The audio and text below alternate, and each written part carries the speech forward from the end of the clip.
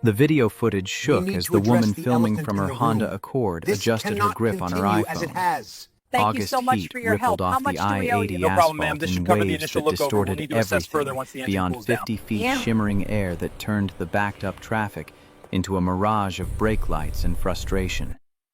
3 miles of standstill cars baking under a California sun that had pushed past 100 degrees by noon. The woman kept her camera steady on the scene unfolding 20 yards ahead. An elderly couple stood beside their smoking Honda Civic, the man's weathered face creased with worry as he lifted the hood to reveal steam billowing from the engine compartment. His wife held a flip phone, ancient, probably no data plan, trying to shield it from the sun with one trembling hand. That's when the work truck pulled onto the shoulder. Navy blue Ford F-150 with Morrison's Auto Repair painted in white letters on the door, rust spots blooming around the wheel wells like the truck had earned every mile. The driver stepped out tall, maybe 6'2". Dark hair falling across his forehead, wearing jeans and a gray t-shirt already stained with oil from whatever job he'd finished before this. He grabbed a red toolbox from the truck bed and walked straight toward the smoking Civic without hesitation. No phone call to check if he had time. No calculation about whether stopping would cost him something. Just direct movement toward people who needed help. The woman filming zoomed in as he reached the couple. The elderly man's mouth moved, probably explaining what had happened, maybe apologizing for the trouble. The mechanic shook his head, already kneeling beside the front bumper, setting his toolbox on hot asphalt that had to be burning through his jeans. 2 hours. The timestamp on the video proved it.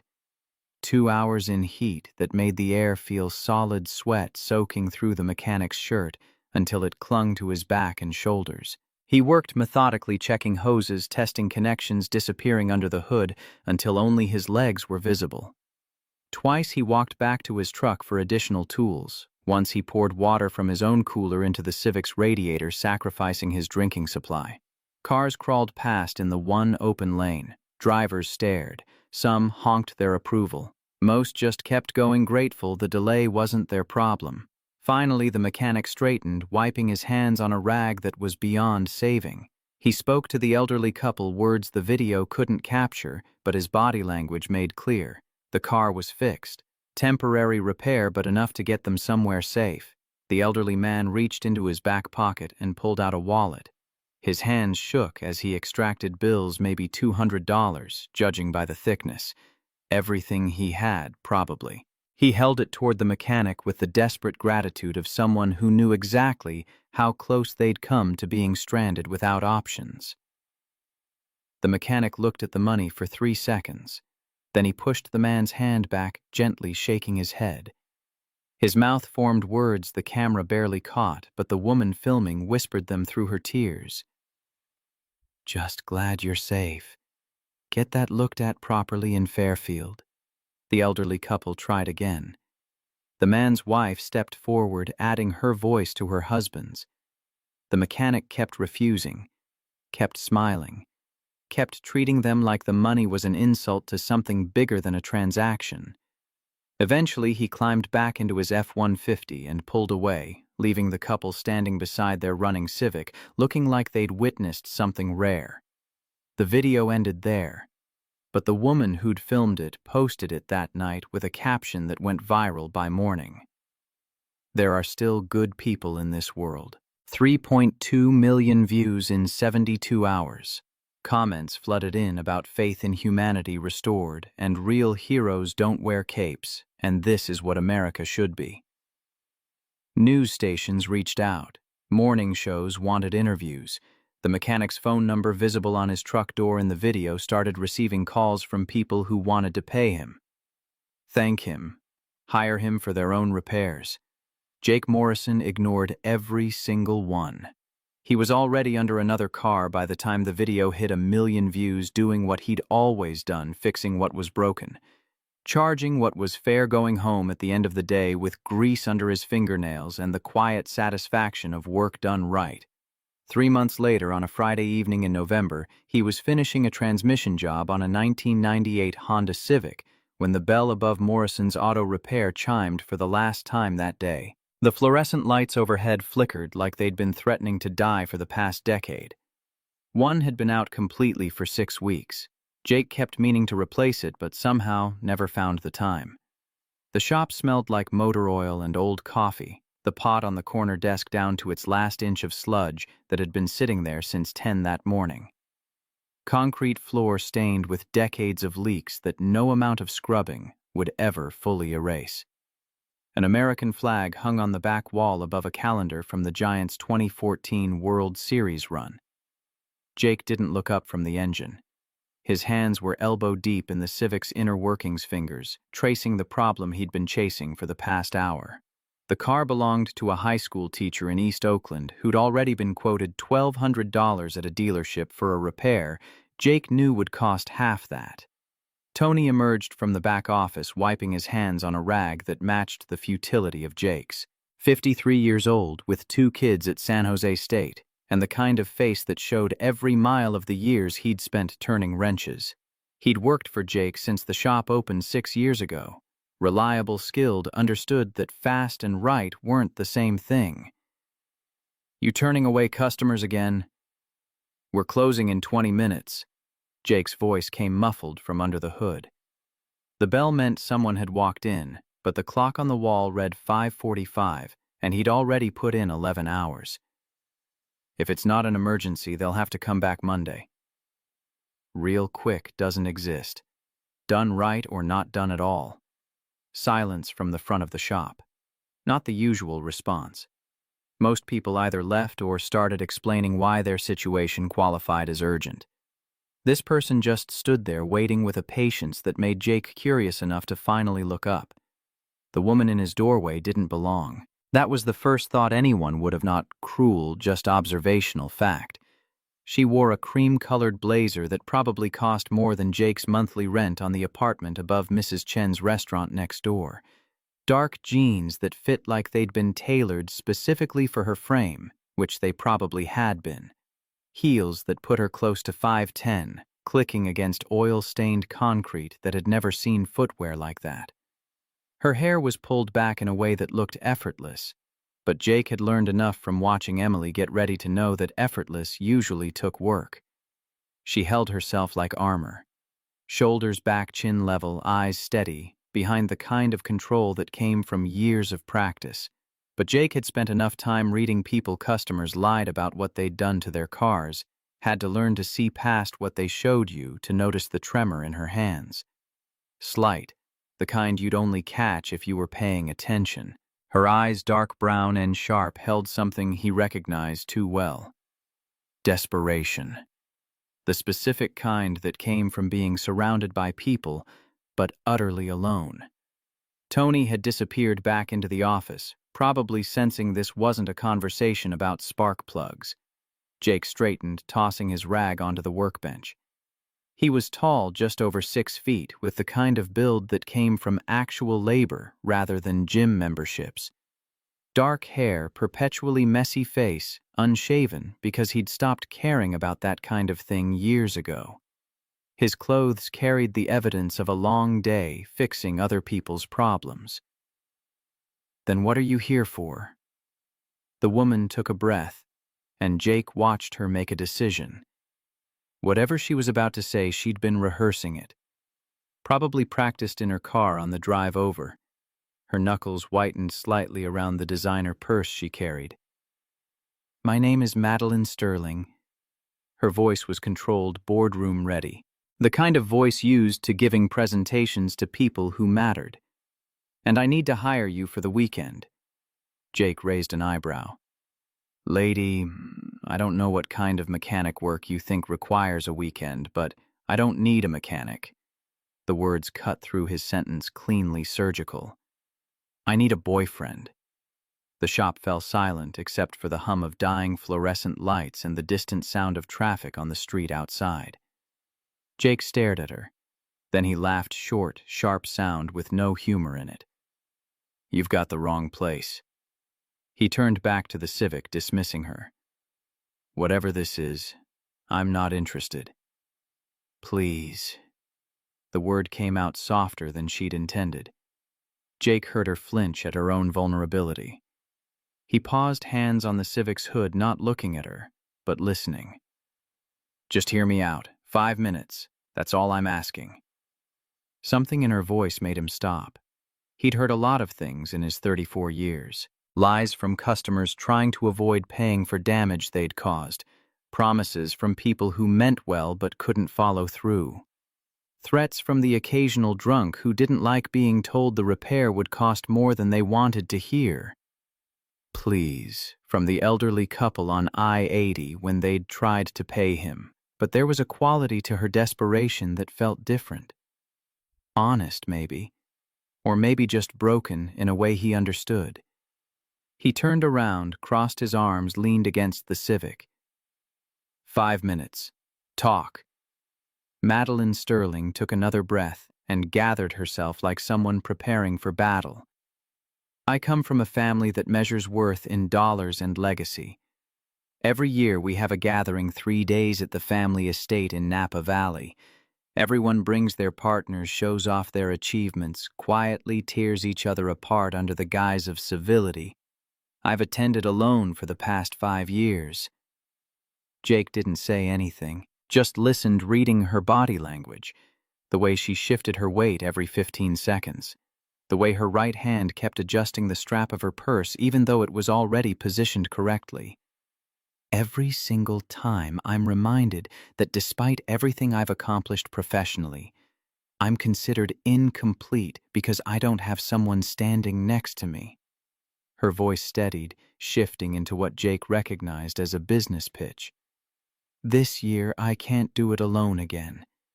And now her voice was steadier, like she was presenting a case. "I don't need romance. I don't need affection. I just need someone who can stand in a room full of people who will judge every word, every gesture, every breath, and not crumble under it. Someone real." "And you think I'm that someone?"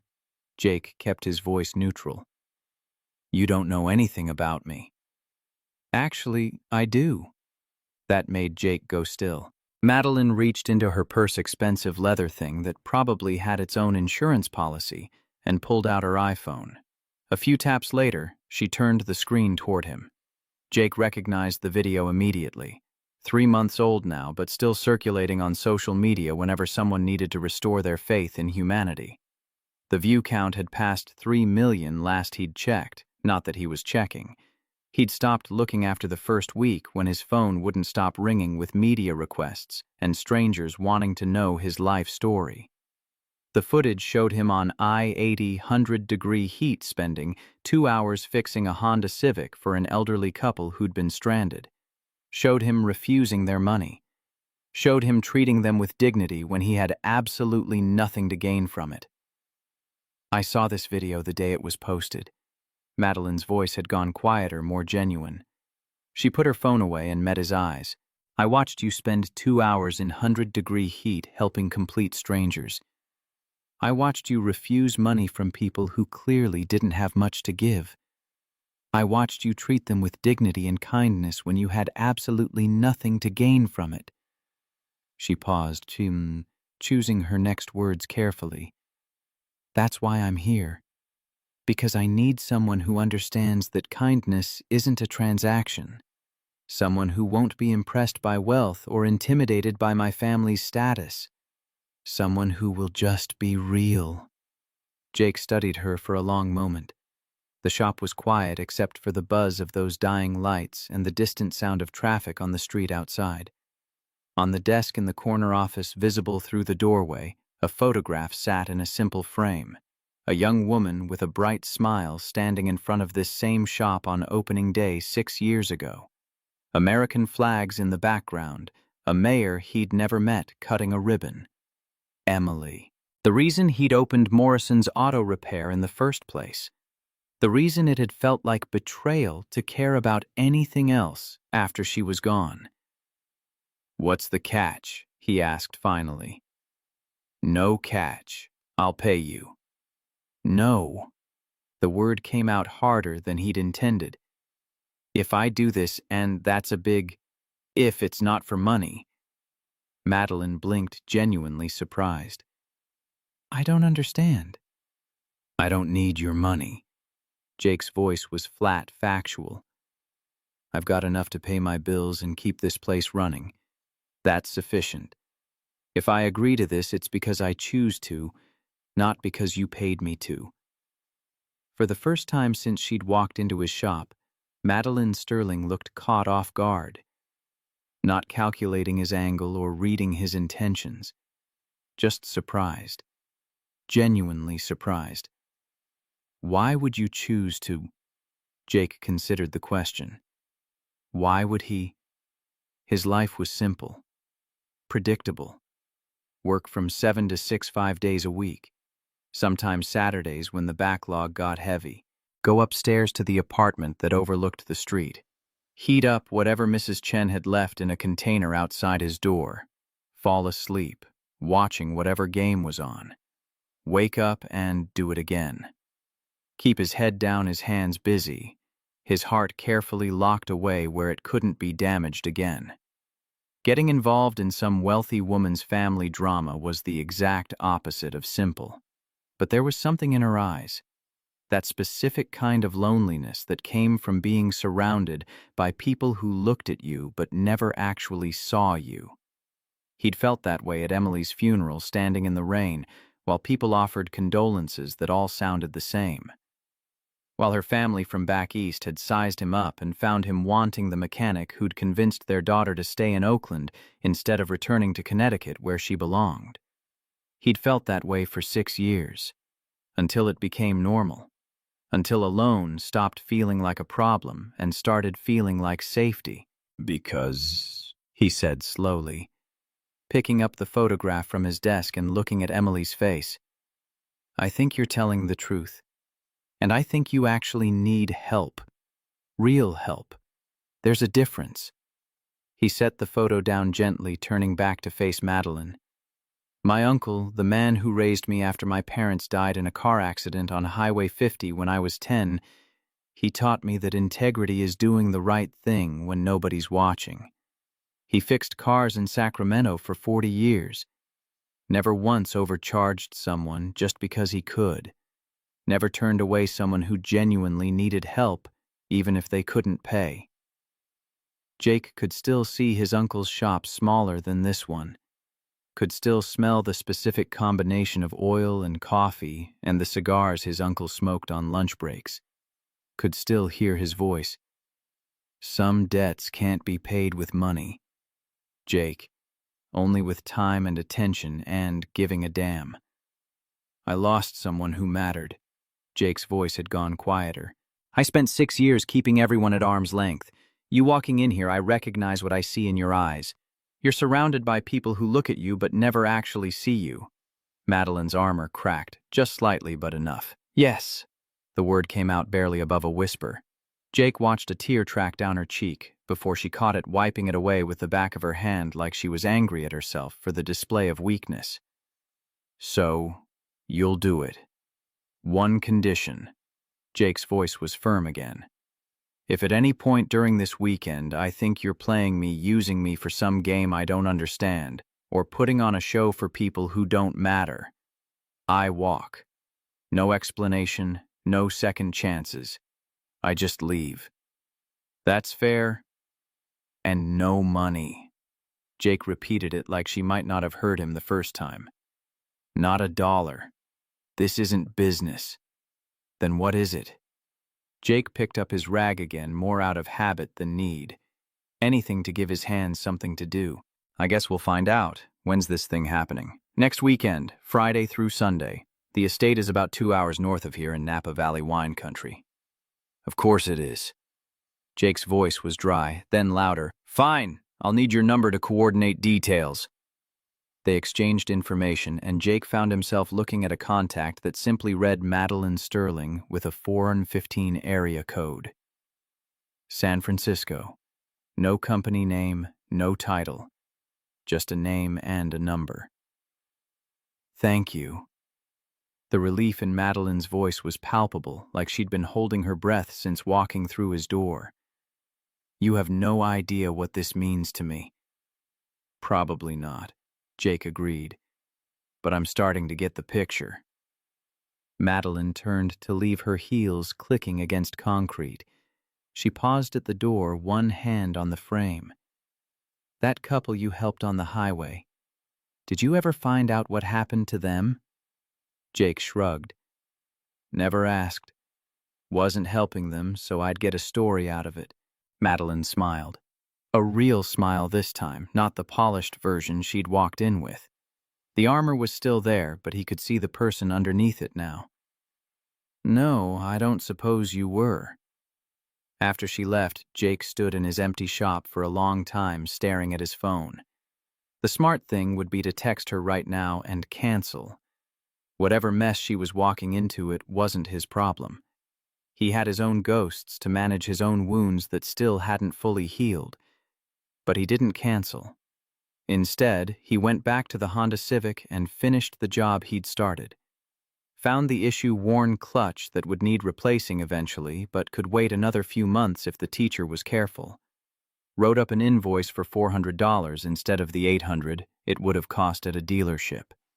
Left a note about bringing it back in spring for the clutch work. Then he locked up the shop, climbed the stairs to his apartment, and tried not to think about cream-colored blazers and eyes that held too much loneliness for one person to carry alone.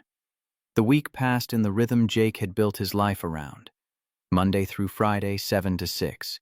Oil changes and brake repairs and the steady accumulation of work that paid the bills and kept 3 employees fed. Marcus replaced a timing belt on a Toyota Camry. Jenny diagnosed an electrical problem in a Subaru Outback. Tony handled the walk-ins while Jake focused on the bigger jobs. He didn't hear from Madeline again until Thursday evening, when his phone buzzed with a text. Short, direct, the kind of message from someone used to coordinating schedules. Picking you up tomorrow at 3 p.m. Pack business, casual clothes for dinners, something comfortable for daytime. The family dresses for evening meals. Jake looked down at his phone, then at his closet. He'd moved into this apartment 6 years ago and hadn't updated the wardrobe since. Jeans, work shirts, and exactly 2 button-downs he kept for occasions that required looking slightly less like a mechanic. A sports coat that Emily had convinced him to buy for her cousin's wedding, shoved in the back and probably 3 inches too tight across the shoulders now. He texted back, "Define business casual."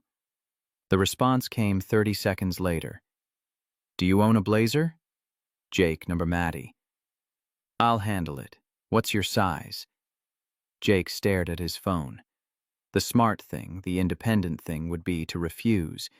But she had a point. He'd agreed to help her survive a weekend with her family, and showing up looking like he'd just crawled out from under a car wouldn't help anyone. About 44. Long 34. By 34 pants. Don't go crazy. "Maddie, I'll try to restrain myself. See you tomorrow." Friday afternoon arrived with the kind of November weather that made people forget California had seasons. Clear sky temperature in the low 70s, the kind of day that felt like a gift. Jake closed up the shop at 2:30, leaving Tony in charge of anything that came through the door. He'd showered, changed into clean jeans and a navy Henley that at least didn't have oil stains, and thrown a duffel bag together with what he hoped would pass for appropriate weekend attire. At exactly 3 o'clock, a black Mercedes GLS pulled up in front of Morrison's Auto Repair. Jake was already outside locking the front door when Madeline stepped out of the driver's seat. He did a double take. Gone was the boardroom armor from last week. She wore dark jeans, a soft gray sweater, and ankle boots that looked expensive but actually practical. Her hair was down, falling in waves past her shoulders. She looked younger, more real. More like someone he might actually know instead of someone from a world he'd only ever seen in movies. "You look different." "So do you." Her eyes tracked to his clean clothes with something like approval. "I wasn't sure you owned anything without grease stains." "I have layers." Jake's voice was dry as he tossed his bag in the back seat. "Some of them don't even involve motor oil." The drive north started quiet. Madeline navigated through Oakland traffic with the kind of precision that spoke to someone who made this drive regularly, through the maze of streets that outsiders found confusing onto I-80 heading toward the Bay Bridge. Jake watched the landscape change through the passenger window, urban sprawl, giving way to industrial areas, then suburbs, then finally the rolling hills of wine country. "So," he said, finally breaking the silence as they passed Vallejo. "You going to tell me what I'm walking into, or are we doing this blind?" Madeline's hands tightened slightly on the steering wheel. "My family is complicated. Most families are. Not like this." She took a breath. Eyes still on the road, but her voice settling into the kind of briefing Jake recognized from his uncle's old military stories. Tactical information delivered without emotion. "My father built a real estate empire from nothing. By the time I was born, we had more money than we could spend in 10 lifetimes. My mother came from old Connecticut money, the kind where your last name matters more than anything you actually do. Together they created this expectation machine." Jake listened without interrupting. Let her tell it at her own pace. "I have 2 siblings. My older brother Derek runs the West Coast operations of my father's company. He's married to a woman whose family owns half the commercial properties in San Francisco. They have 3 perfect children, Tyler's 14, Sophie's 11, Jackson's 8, and a perfect life at least on paper. And your other sibling, my younger sister Vanessa." Madeline's voice carried a weight that spoke to complicated history. "She married into New England old money. Charles Huntington IV, if you can believe people still name their children like that. They split their time between Martha's Vineyard and Palm Beach. She specializes in making everyone else feel inadequate by simply existing." "Sounds delightful." "It's a skill." Madeline's laugh was bitter. "And my father will assess you like a business acquisition. My mother will smile while cataloging every flaw. They won't be outright cruel. That would be gauche, but they'll make their opinions known in ways that feel like compliments until you really think about what they said." Jake processed this as they passed through Fairfield, the same stretch of I-80 where he'd helped the elderly couple 3 months ago. "And where do you fit in this picture?" Madeline was quiet for a moment. When she spoke again, her voice had gone flat. "I'm the one who disappointed everyone by choosing the wrong kind of success." "Wrong kind." "I run my own company, Sterling Solutions, technology, consulting for mid-sized businesses across the Bay Area. We help companies streamline their operations, implement better systems, scale efficiently. It's successful. We did $42 million in revenue last year. We're profitable, growing, making a real difference for our clients." Jake whistled low. 42 million. That was a number so big it didn't feel real. That was, "But I'm not building a dynasty." Madeline's knuckles had gone white on the steering wheel. "I'm not married into power. I'm not producing the next generation of Sterling family legacy. I'm just Maddie who works too hard at something they don't understand and comes to family gatherings alone, which is apparently the worst crime of all." They drove in silence for a while. The landscape outside had transformed completely. Now manicured vineyards, stretching in neat rows, expensive fences, marking property lines, estates visible in the distance that looked more like hotels than homes. This was Napa Valley, where people came to taste wine that cost more per bottle than Jake made in a week. "You said you've done this alone for 5 years, Jake said finally. "What changed?" Madeline's jaw tightened. "Last year, my mother pulled me aside after dinner. She told me she was worried about me, that a woman in her 30s without a partner was either hiding something or broken. She suggested I see a therapist to work through whatever trauma was preventing me from forming normal attachments." Jesus. I told her I didn't need therapy to explain why I hadn't found someone worth my time. She said that was exactly the kind of defensive response that proved her point. Madeline's laugh was sharp enough to cut. "So this year I decided I was done being their cautionary tale. I'm bringing someone real who won't be impressed by the money or the name or the whole performance. Someone who will just exist as himself and remind me that there are people in the world who measure worth differently." Jake was quiet for a long moment. Then, "You know this is just going to create more questions, right?" They're going to want to know where you met me, what I do, why you chose me. You're trading one kind of scrutiny for another. I know. Madeline glanced at him briefly before returning her eyes to the road. But at least this scrutiny is on my terms. I chose you. Not because you fit some checklist, or because our families would merge well, or because you'd look good in Christmas card photos. I chose you because you helped strangers on a highway in 100-degree heat and wouldn't take their money. That means something to me, even if it won't mean anything to them. Jake found himself respecting her more than he'd expected to. This wasn't about revenge or proving a point. It was about survival, about making it through one more weekend in a world that had never quite made space for who she actually was. All right, he said. Then let's get our story straight. Where did we meet? Madeline smiled, and for the first time since they'd started driving, she looked almost relaxed. Actually, we can tell them the truth. That video of you went viral enough that saying I saw it and tracked you down to your Oakland shop isn't unbelievable. We can say I brought my car in for service. We got to talking, and it developed from there. How long have we supposedly been together? 3 months. Long enough to be serious, not so long that they'll question why they haven't heard about you before.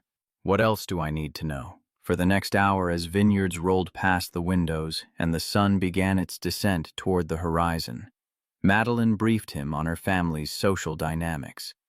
She told him about her father's obsession with legacy and expansion, how Bill Sterling had grown up in Detroit watching his own father work himself to death in a GM factory, how he'd sworn to never be powerless, how he'd built an empire that now employed hundreds of people across California.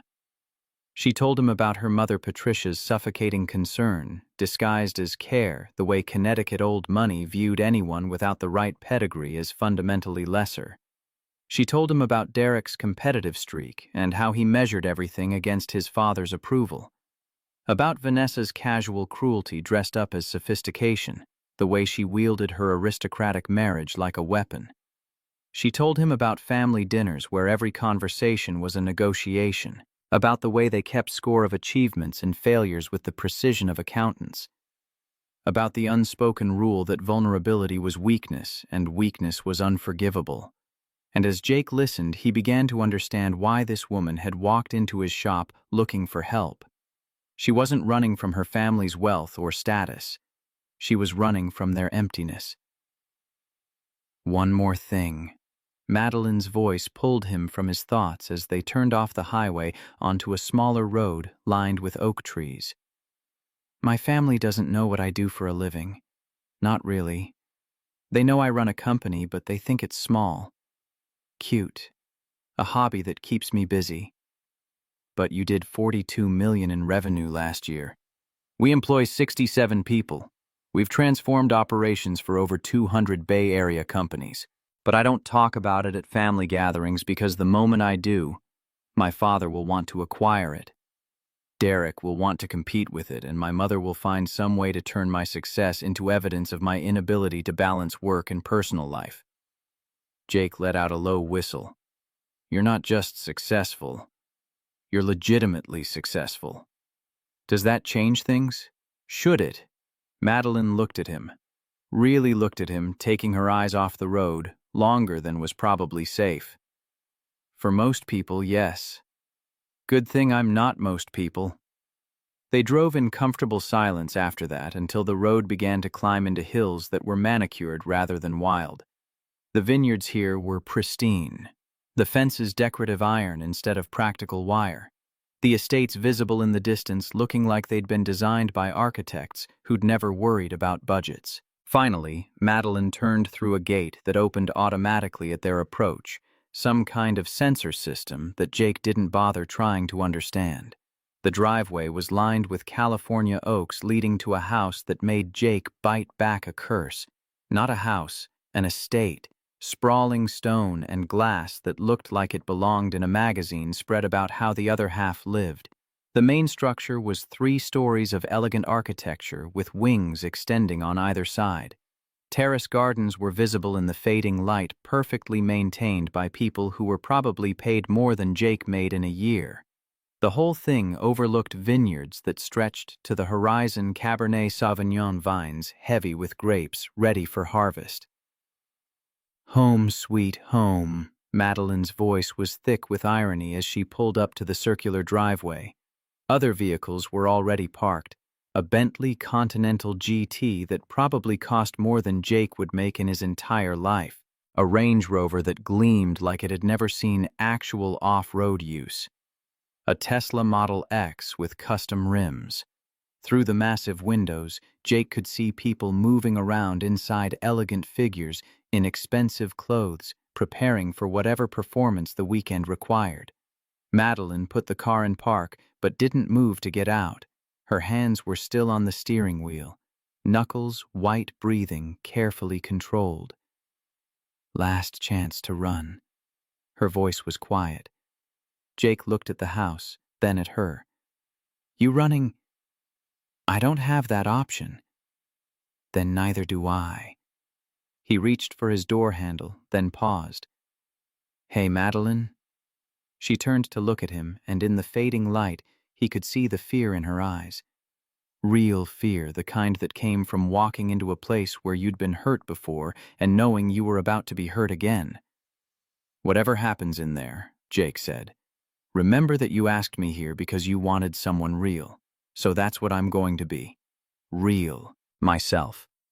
If that embarrasses you or doesn't fit what they expect, that's not my problem. Got it?" For a moment, Madeline just stared at him. Then something in her expression softened. Not relief exactly, but something close to it. "Got it." They got out of the car just as the front door opened. A woman emerged, early 60s, perfectly coiffed hair that had probably required 2 hours at a salon that morning, wearing cream-colored slacks and a silk blouse that cost what Jake made in a month. Her smile was warm and welcoming right up until her eyes landed on Jake. Then the smile became something else entirely, more calculation than greeting. "Madeline, darling." The woman moved down the steps with practiced grace. "You made excellent time." "Traffic was light through Berkeley." Madeline's voice had shifted, becoming more formal, more careful. The armor was back up, Jake realized. The version of her he'd seen in the car was gone, replaced by something harder. "Mother, this is Jake Morrison. Jake, this is my mother, Patricia Sterling." Jake extended his hand, stepping forward with the same confidence he'd use walking into any situation. "Mrs. Sterling, thank you for having me." Patricia took his hand. Her grip was firm but brief. Her skin was soft in a way that spoke to expensive lotions and a life free from manual labor. Her eyes, the same dark brown as Madeline's, assessed him with the precision of someone used to cataloging worth in seconds. "How lovely to meet you, Jake. Madeline has told us absolutely nothing about you, which means we get the pleasure of discovering you fresh." The words were friendly. The tone was not. "I'm an open book." Jake kept his voice easy, unthreatened by her assessment. "Not much mystery to uncover." "Oh, I doubt that." Patricia's smile never quite reached her eyes. "Everyone has mysteries. The question is whether they're interesting ones." Before Jake could respond, a man appeared in the doorway. Tall, silver-haired, with the kind of presence that came from decades of commanding rooms full of people who wanted something from him. He wore slacks and a cashmere sweater that probably cost more than Jake's entire wardrobe, and he carried himself like someone who'd never questioned his right to any space he occupied.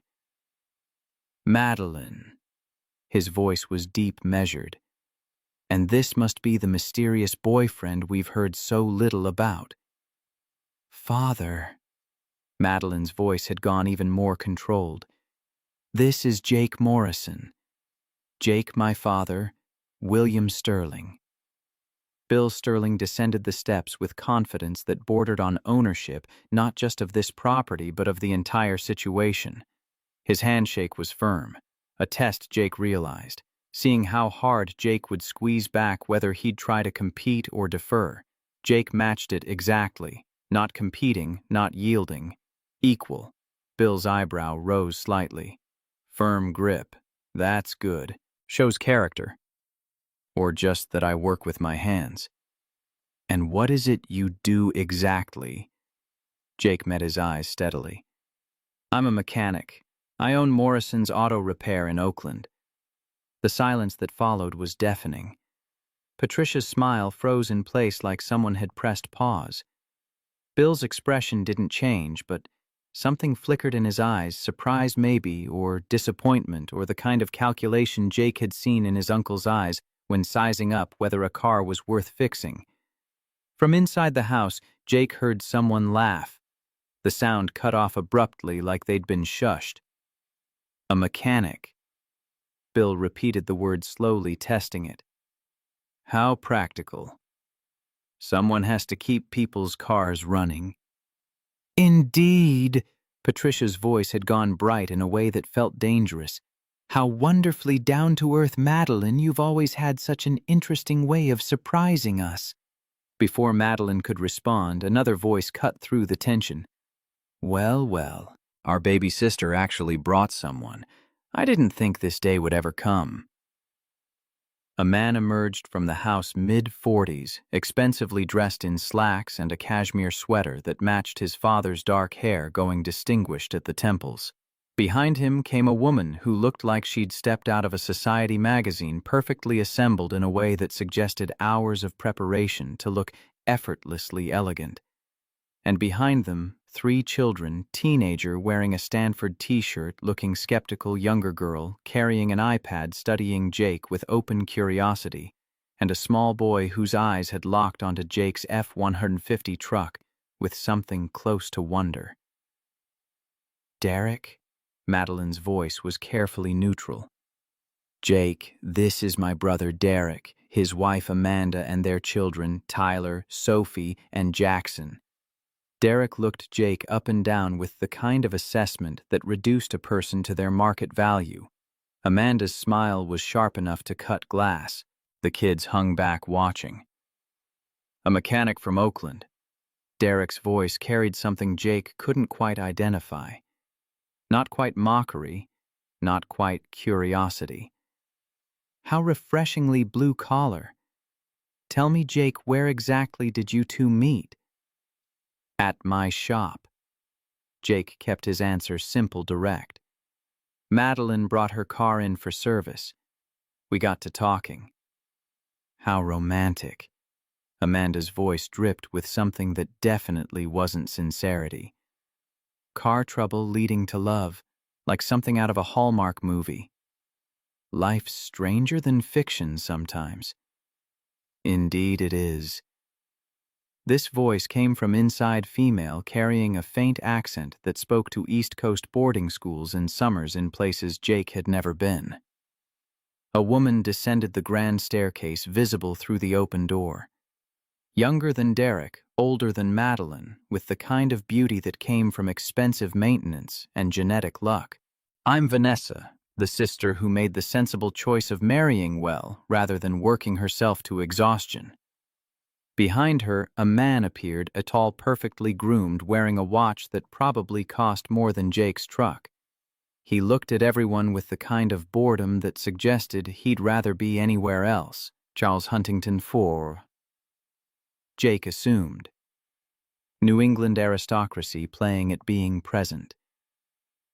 Vanessa, Madeline's voice carried a warning. What, I'm just being honest. Vanessa air-kissed Madeline's cheeks without actually making contact.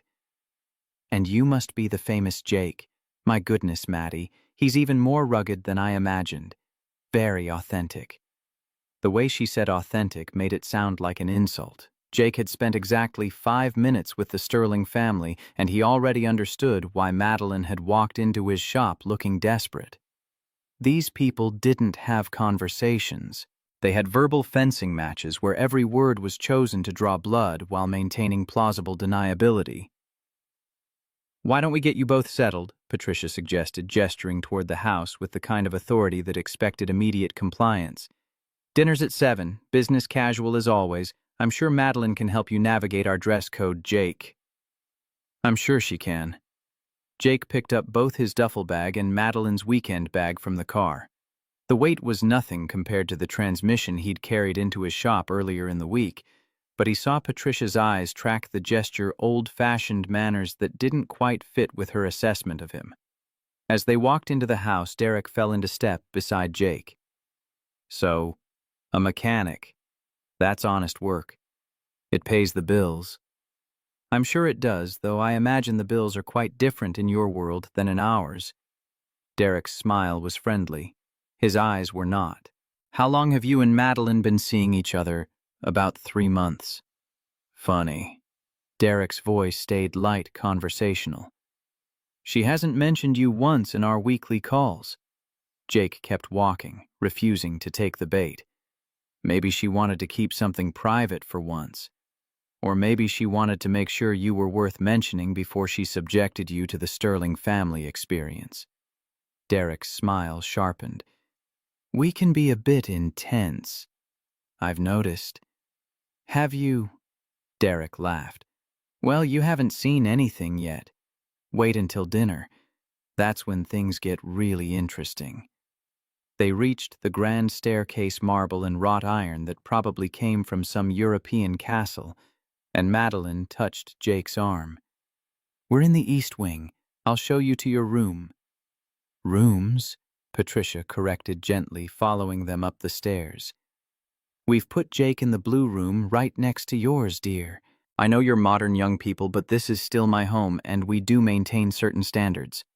Madeline's cheeks flushed, but she nodded. Of course, Mother. The blue room is lovely.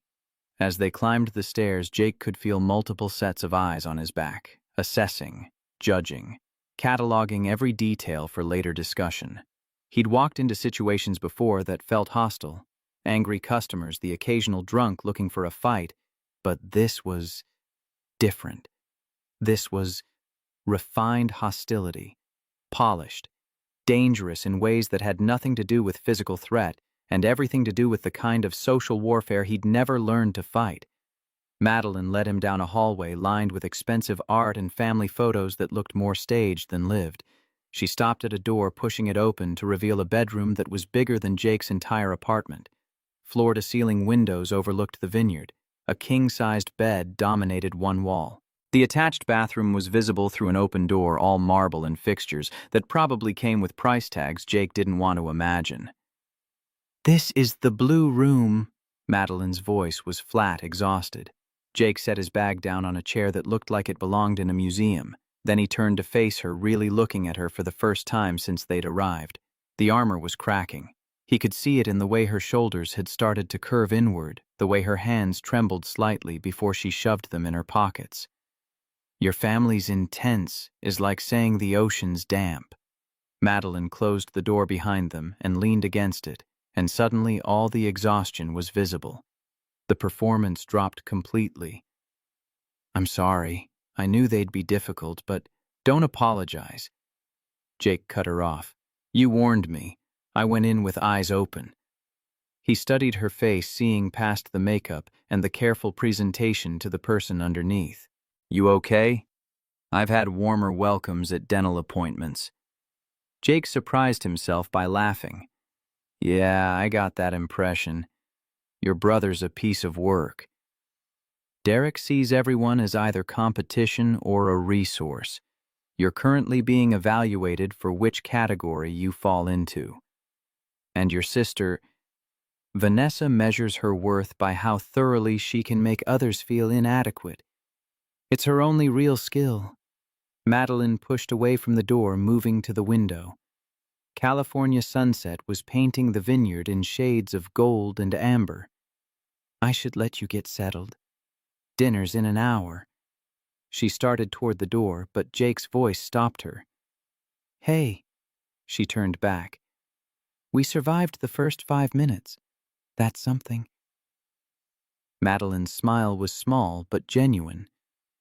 Yeah, I guess it is. After she left, Jake stood alone in the blue room, looking out at vineyards that probably produced wine he'd never taste and couldn't afford if he wanted to.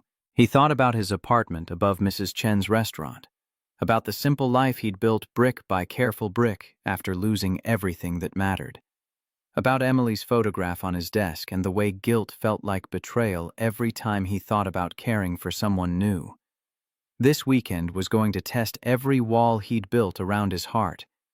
But as he opened his duffel bag and found the clothes Madeline had sent, perfectly fitted blazer in charcoal gray matching slacks, crisp white shirt that had clearly been tailored to his measurements, Jake found himself thinking about Madeline's eyes when she'd said she was always alone with her family. He thought about the way she'd held herself together in front of their judgment, the armor she wore that was so much heavier than any blazer. And he thought about the fact that he'd agreed to this plan not for money, not for excitement, but because he'd recognized something in her that he knew too well.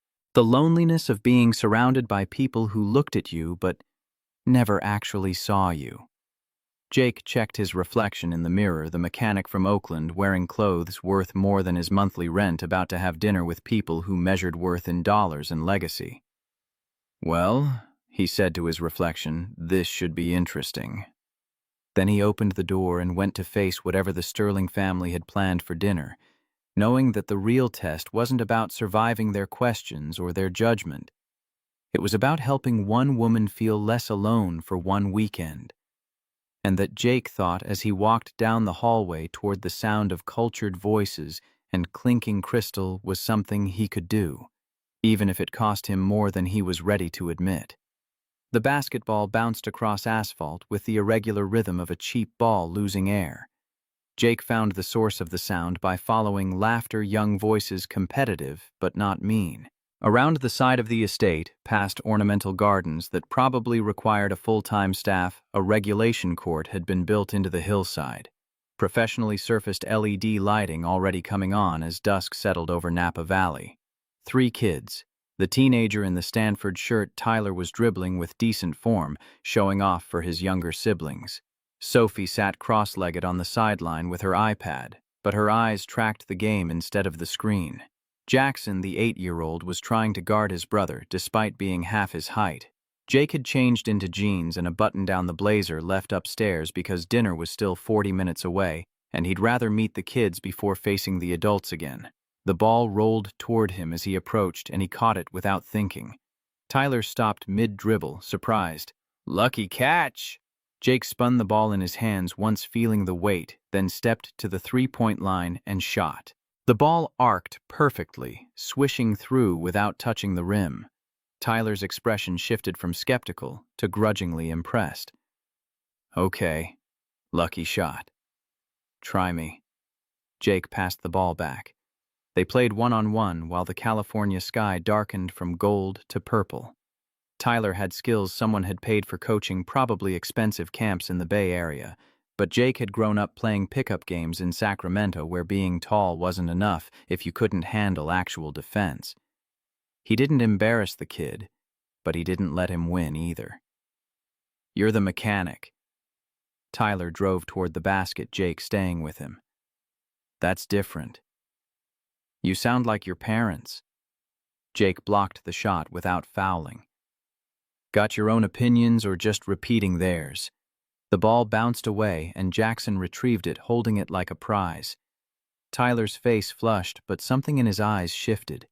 Nobody had called him on that kind of thing before, Jake realized. Nobody had treated him like someone capable of independent thought. Sophie approached with her iPad, but she wasn't looking at the screen. "Can you really fix anything?" "Most things." Jake caught the ball. Jackson tossed back. "Why?" She disappeared into the house and returned 2 minutes later carrying a remote control car. American brand, Traxxas, expensive but currently dead in her hands. "It stopped working last month. Dad said he'd look at it, but he's always busy." Jake knelt on the asphalt, setting the car down. He pulled his Leatherman from his pocket, the same multi-tool his uncle had carried for 40 years, passed down when he died. Opened the battery compartment, found the connection corroded. 2 minutes with the knife blade scraping contacts clean and the car whirred to life in Sophie's hands, her face transformed. Pure joy, the kind kids showed before they learned to hide their emotions. Jackson had dropped to his knees beside Jake, watching every movement with the intensity of someone discovering magic existed. Nobody else would take time to fix this. All the grown-ups just say later and forget. Jake handed the car back to Sophie. Things are worth fixing, especially when they matter to someone.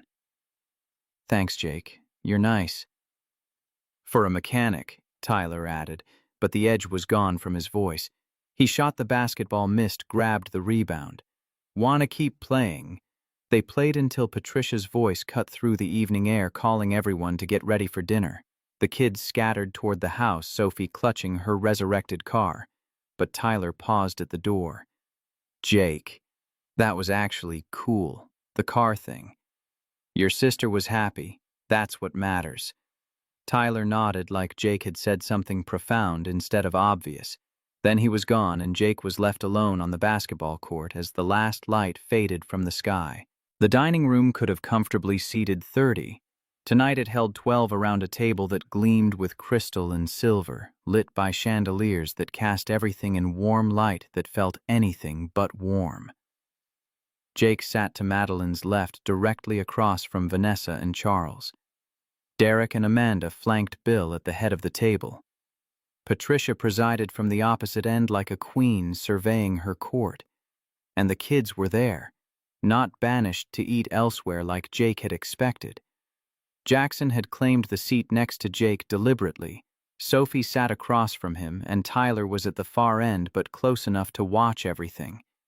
Staff appeared from hidden doors to serve the first-course soup that probably had a French name Jake wouldn't pronounce correctly. He picked up the correct spoon without hesitation, the diagram Madeline had texted him during the week proving useful. Bill opened the assault while cutting his bread with a silver knife. So Jake, Madeline tells us you own your own business. That's admirable. The American dream, building something from nothing. I don't know about the American dream. Jake kept his voice even conversational. But it's mine and it pays the bills. How modest. Vanessa's voice carried across the table like a blade wrapped in silk. Tell me, how does a mechanic from Oakland date someone like our Madeline? It seems quite the social leap. Jackson stopped eating his spoon, frozen halfway to his mouth. Sophie's eyes went wide. Tyler leaned forward slightly, and Jake realized the kids were suddenly paying attention in a way they probably didn't during normal family dinners. I don't really think in those terms. Jake met Vanessa's eyes calmly. People are people, regardless of bank accounts. How very egalitarian. Charles spoke for the first time all evening, his voice carrying the bored drawl of someone who'd never had to work for anything. One wonders if that philosophy holds up when the bills come due. It holds up fine when you live within your means. Amanda set down her fork with deliberate precision. What kinds of things do you and Madeline have in common? I'm trying to imagine what a mechanic and a tech CEO would bond over. Jake took a sip of wine, Napa Valley Cabernet, that probably cost more per bottle than he made in a day, and considered his answer. We both know what it's like to build something from scratch. We both understand that reputation matters more than advertising. And we both appreciate honesty over performance. The last word hung in the air like a challenge. Patricia's smile didn't waver, but something sharp appeared behind her eyes.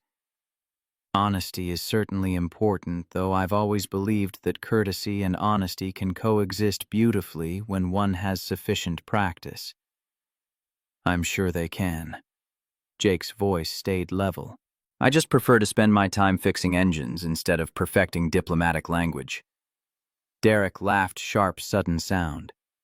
I like him, Madeline. He's refreshingly direct, not at all what I expected. And what did you expect? Madeline's voice had gone quiet in a way that made Jake think of compressed springs. Someone more polished. Someone who understood the way our world works. Derek swirled his wine, watching the liquid catch the chandelier light. But maybe that's exactly why you chose him, because he doesn't understand it, and therefore can't be corrupted by it. Or maybe I chose him because he treats me like a human being instead of a business opportunity. Sophie looked at her mother, then at Madeline, something clicking in her 11-year-old brain. Mom, why are you being mean to Jake? He's nice. He fixed my car. Amanda's expression went tight. We're not being mean, honey. We're just asking questions. You're asking mean questions. Jackson's voice was a matter of fact, the kind of truth that only 8-year-olds could deliver without apology. Derek's face flushed. Jackson, that's enough. But the damage was done. The kids had spoken the truth everyone else was dancing around, and suddenly the whole table felt it. The adults performing, the children seeing through it. The gap between what was being said and what was actually happening. Bill cleared his throat, trying to reclaim control. Perhaps we should discuss something more pleasant. Jake, tell us about your family. Where did you grow up? Here it comes, Jake thought. The excavation of his background to find something that explained why he wasn't suitable. Sacramento.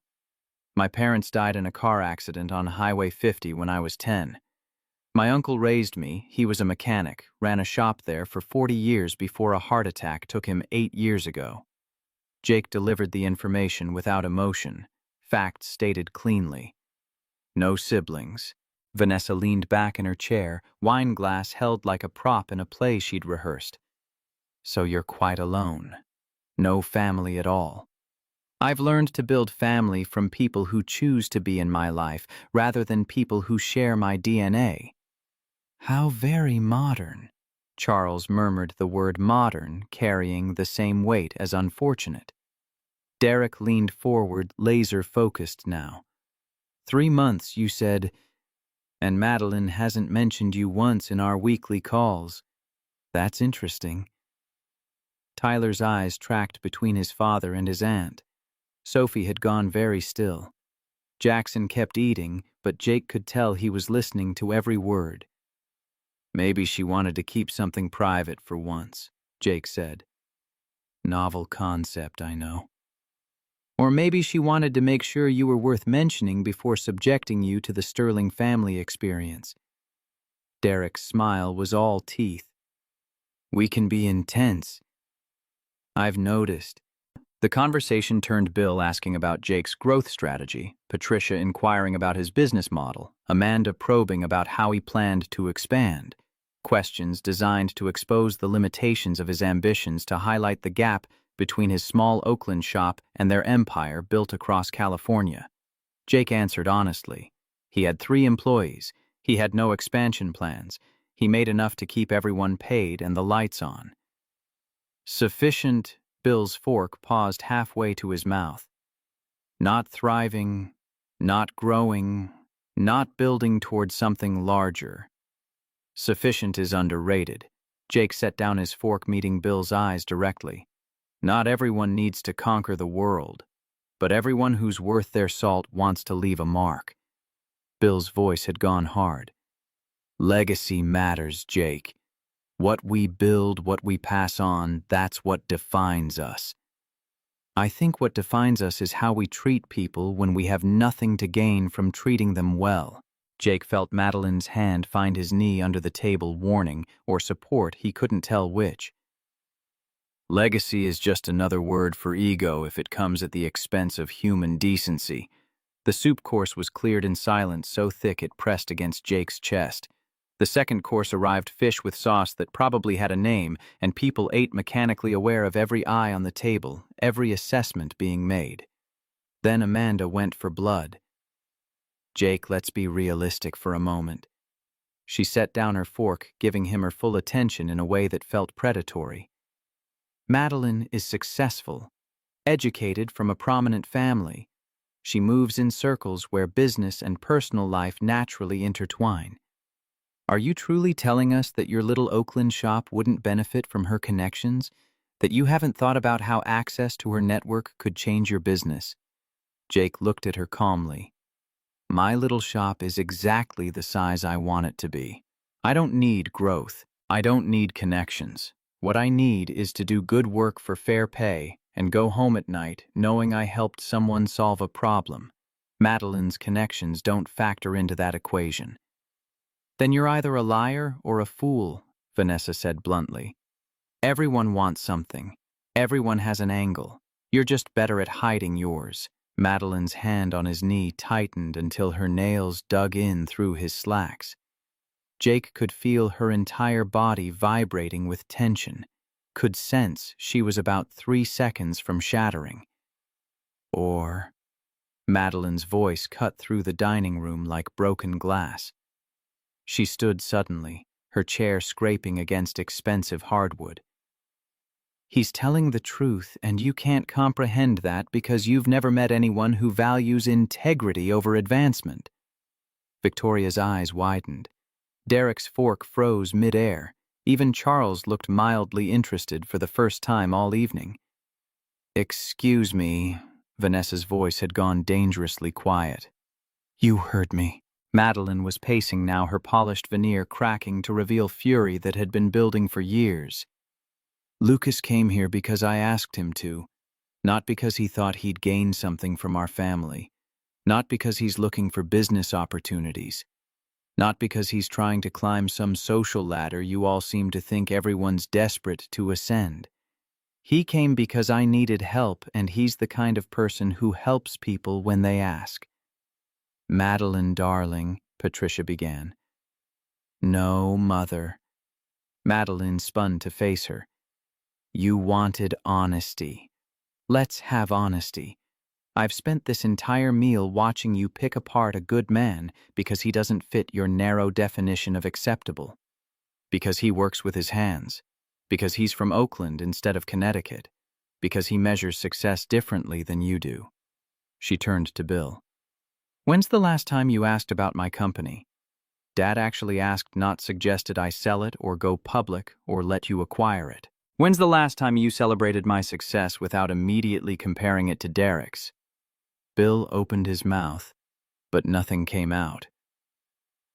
"I'll tell you when." Madeline's voice was shaking now, but she kept going. "Never. Not once in the 6 years since I founded Sterling Solutions. Because in this family, achievement only counts if it builds the dynasty. If it adds to the Sterling legacy. Everything else is just a hobby keeping me busy until I wise up and do what you actually want." Tyler sat frozen, staring at his aunt like he'd never seen her before. Sophie's eyes were huge. Jackson had stopped eating entirely. "That's not fair," Derek protested. "I've never asked for—" "You don't have to ask." Madeline's laugh was bitter. "You're the golden child. You took over the family business. You married Amanda from the right San Francisco family. You produced Tyler, Sophie, and Jackson to carry on the Sterling name. You did everything right according to the rule book I never agreed to follow." She turned back to the whole table, her voice dropping but somehow carrying more weight. "You want to know what Sterling Solutions did last year? $42 million in revenue. 67 employees across the Bay Area. Over 200 companies whose operations we've transformed. I built that. Me, without family money, without the Sterling real estate empire, without any of your help." Bill's face had gone pale. $42 million. Why didn't you? Because the moment I tell you the real numbers, you'll want to acquire it, or Derek will see it as competition, or Mom will find some way to turn my professional success into evidence I can't balance work and personal life. Madeline's eyes were wet now, but her voice stayed strong. "I can't win with you people. If I'm alone, I'm broken and need therapy. If I bring someone like Jake, he's not good enough because he doesn't fit your checklist. There's literally no version of my life that would make you happy because you don't actually care about my happiness. You care about whether I'm living up to the Sterling legacy." Tyler stood up suddenly. "Aunt Maddie's right." His voice cracked on the words, but he pushed through. "I hear you guys talking about her after she leaves, about how she needs to settle down and have kids and stop working so hard. Like she's some kind of problem that needs solving instead of, he gestured helplessly, instead of just being successful on her own terms. Tyler, sit down, Derek said. No. Tyler's hands were shaking, but he didn't sit. Aunt Maddie is kind of a badass. She built a company that does $42 million a year, and none of you even knew because you never bothered to actually ask about her life. And Jake fixed Sophie's toy car in 2 minutes without even thinking about it because he saw it mattered to her. That's more than any of you have done. Sophie nodded vigorously. Jackson looked at his brother with something like awe. The dining room had gone completely silent except for the sound of Madeline's unsteady breathing and the quiet hum of the chandelier overhead. Then Bill pushed back from the table, standing with the kind of authority that demanded attention. I think we need a break. Everyone's emotions are running high and we're saying things that perhaps should be said more carefully. It was a retreat disguised as wisdom, and everyone at the table recognized it for what it was. Staff appeared as if summoned by telepathy, clearing plates that were still half full. The family scattered like shrapnel, Derek and Amanda to the terrace, Vanessa and Charles to the library, Patricia toward the kitchen. Bill stood at the head of the table looking at Madeline and Jake still seated. Jake, a word in my study if you don't mind. It wasn't a request. Madeline's hand tightened on Jake's. Father, it's fine, Jake said quietly. He stood, squeezed her hand once, then followed Bill through the house. The workshop was separate from the main house, a building Jake hadn't noticed in the dark when they'd arrived. Bill led him there in silence, unlocking a door that opened onto a space that smelled like motor oil and old leather and metal. Vintage American cars filled the garage, a 1967 Ford Mustang on a lift, a Corvette Stingray from the 60s, a Chevelle SS with its hood up, Snap-on tools everywhere, organized with the precision of someone who actually used them, Pennzoil cans stacked against one wall, racing posters from American tracks Laguna Seca, Indianapolis, Daytona. Bill poured bourbon from a bottle that probably cost more than Jake made in a week. Handed Jake a glass without asking if he wanted it. Then he picked up a wrench and moved to the Mustang, settling into work like it was meditation. Some things you want to do with your own hands. Jake set his glass down and joined him under the hood. They worked in silence for several minutes, Bill pointing out what needed attention, Jake handing him tools, both of them falling into the rhythm that any two mechanics understood, regardless of their tax brackets. My father worked in a GM plant in Detroit. Bill's voice was quiet, focused on the carburetor he was adjusting. 12-hour shifts, 6 days a week. Died at 52 from a heart attack right there on the factory floor. Never owned anything. Never traveled anywhere. Never had a single day where he wasn't worried about money. Jake tightened a connection Bill indicated, saying nothing. I was 14 when he died. I swore I'd never live like that, never be powerless, never be dependent on someone else's mercy for my survival. Bill's hands moved with the confidence of someone who'd done this 1,000 times. So I worked. I studied. I built. By the time I was 30, I'd made my first million. By 40, I'd built an empire. Was it worth it? Jake asked quietly. Bill paused, wrench held in midair. That's the question, isn't it? He set the tool down, wiped his hands on a rag. I gave my children everything my father couldn't give me. Security, opportunity, education. But somewhere along the way, I also gave them the burden of expectations, the weight of legacy, the pressure to be worthy of everything I'd built. Jake thought about his uncle's shop in Sacramento, the way it had barely made enough to keep food on the table, the way his uncle had worked until his body gave out, and even then he'd died with grease under his fingernails because he'd been fixing someone's car when the heart attack hit. Some debts can't be paid with money, only with time and attention and giving a damn. Madeline doesn't need to be worthy, Jake said. She already is. She just needs you to see it. Bill looked at him for a long moment, really looked at him in a way he hadn't during dinner. You're going to break her heart, not because you mean to, but because eventually the reality of who you are and who she is will create a gap too wide to bridge. And when that happens, my daughter will be the one who pays the price. Or we'll build that bridge together. Jake met his eyes. One honest conversation at a time. One choice at a time. One moment of choosing each other over the easy path.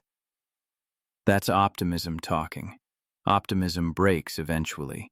Reality has a way of wearing it down. I've had my optimism broken before, Mr. Sterling. I know what that costs.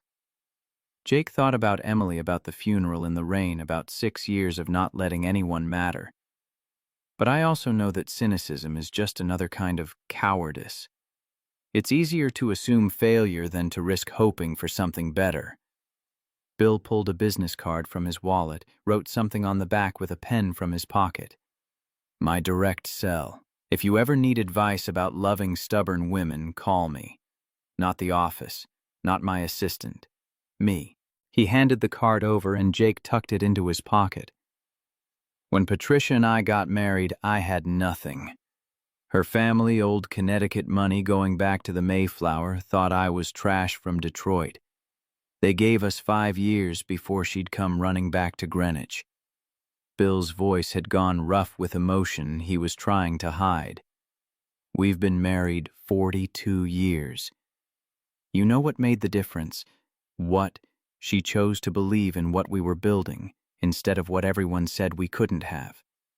If you're going to be with my daughter, you'll need to make that same choice every day. Even when it's hard. Especially when it's hard. They finished the work on the Mustang in silence. When Jake finally headed back to the house, his hands smelled like motor oil and Kentucky bourbon, and he was carrying the weight of a father's warning wrapped up as a blessing.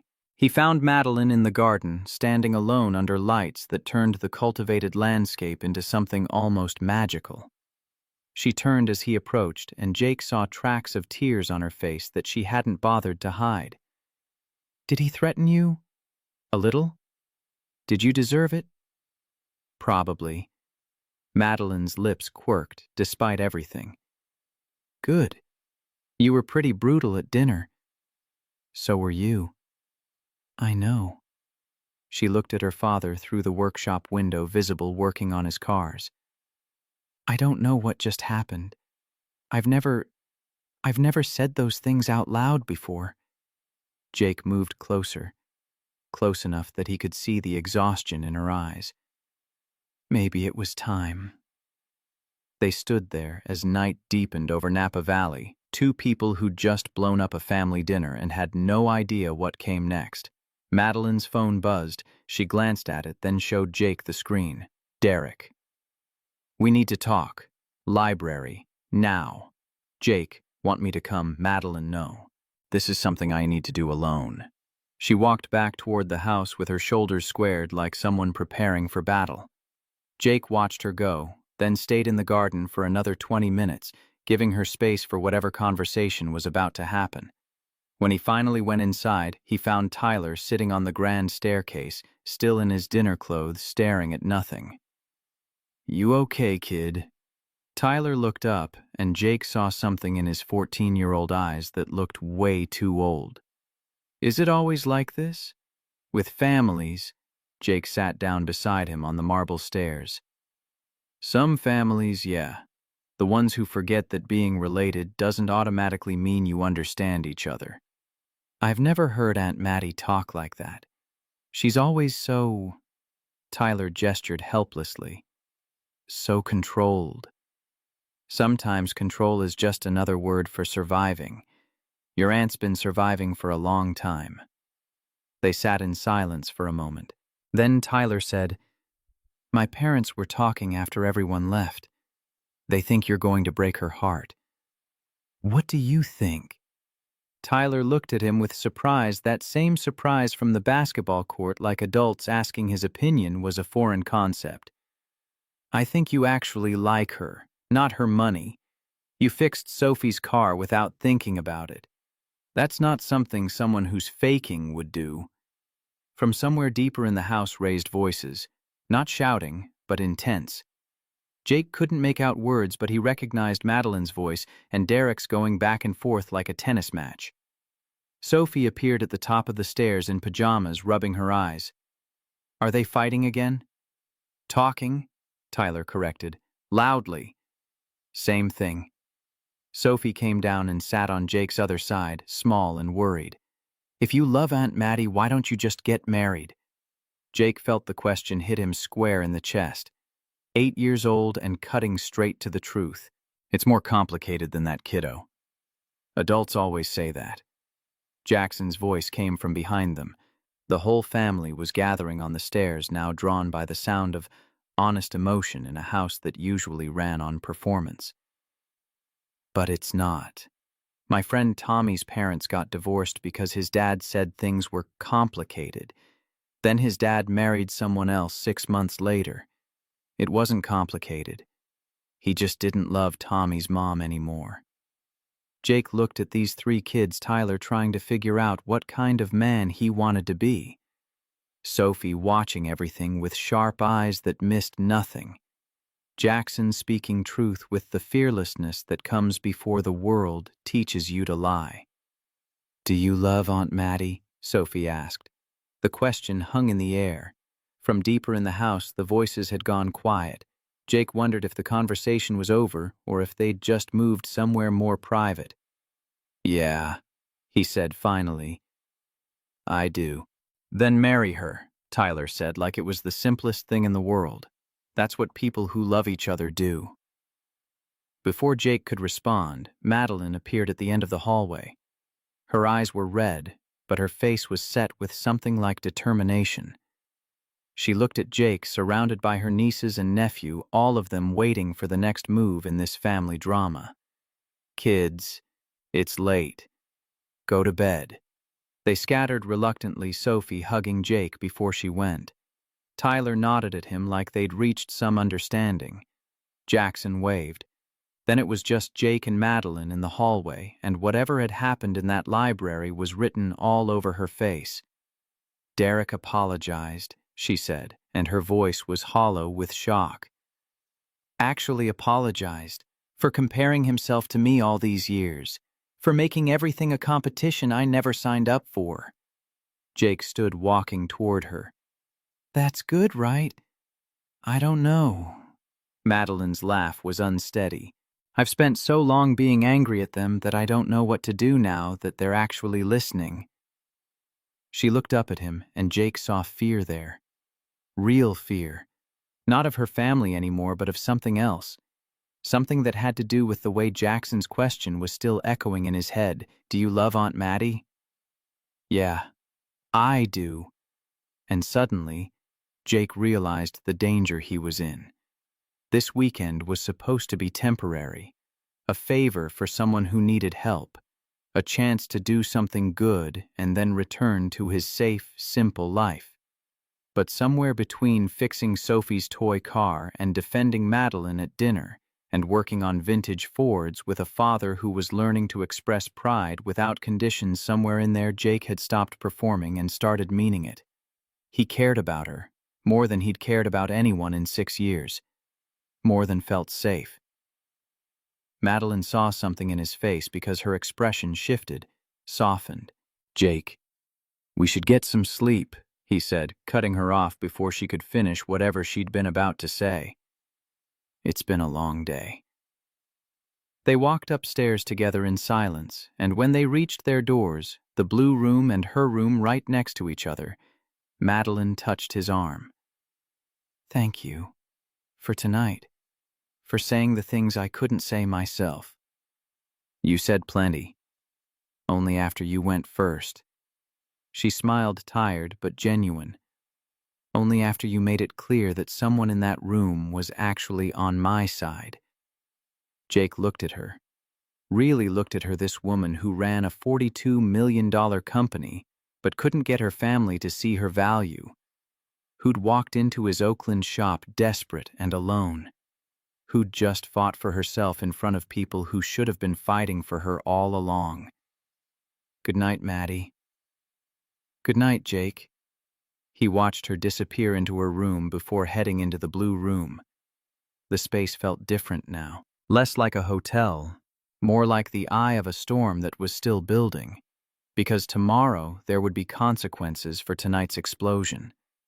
Tomorrow Patricia would make her move. Bill would test whether his blessing was warranted, and Jake would have to figure out if he was ready for whatever came next. And somewhere in all of that, he'd have to face the truth that Jackson's 8-year-old wisdom had exposed. He loved Madeline Sterling, and love, Jake knew from bitter experience, was the most dangerous risk of all. Morning came too early. Jake woke to sunlight streaming through windows. He'd forgotten to cover his body, still on Oakland time up at 6, whether he wanted to be or not. The blue room felt less foreign now, but he still didn't belong here. That much was clear. He showered, dressed in jeans and the button-down from yesterday, and headed downstairs following the smell of coffee. The kitchen was enormous, all marble counters and professional-grade appliances that probably cost more than his entire shop, and surprisingly empty, except for one person. Vanessa sat at the breakfast bar in silk pajamas and a robe that probably cost what Jake made in a month. She looked up as he entered, and her expression wasn't the polished cruelty from dinner. It was something raw, tired maybe, or honest for the first time. "Coffee's fresh." She gestured to a machine that looked like it required an engineering degree. "Fair warning, it's stronger than you're probably used to." Jake poured himself a cup, added cream and sugar, took an experimental sip. It was excellent. Of course it was excellent.